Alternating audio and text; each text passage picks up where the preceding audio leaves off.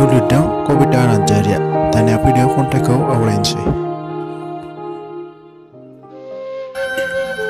गोसोम अख्राङाव जोमै साग्लोबदों, दुखुनि अखा हादों बुहुम बिखायाव, रिंखांबोदों जेरैथिंजायनिफ्रायबो दुखुनि देंखो, दिनै बर' बिमानि मेगनाव मोदै, खुगायाव खुदै, गोरबोआव लाख'नो हायै दुखु, जेरैथिंजायनिफ्रायनो बारहुंखा बारदों, अरगेंनि उखुन्दै खुदों, अखा मोफ्लामदों, थैनि बाना मुलुग संसाराव दिनै, गावजों गाव मुगैलायनाय, नासयलायनाय, उन्दै गेदेर, बिदा फंबाय, बिमा बिफा, बर' बिमानि गोरबोआव सारन्थाइ गावदों, गावजों गाव सिनायलायै बे संसारखौ नुनानै हनै बर' बिमानि गोसो गोरबोआव बेसेबांबा रुजुनख' हायै दुखुनि देंखो।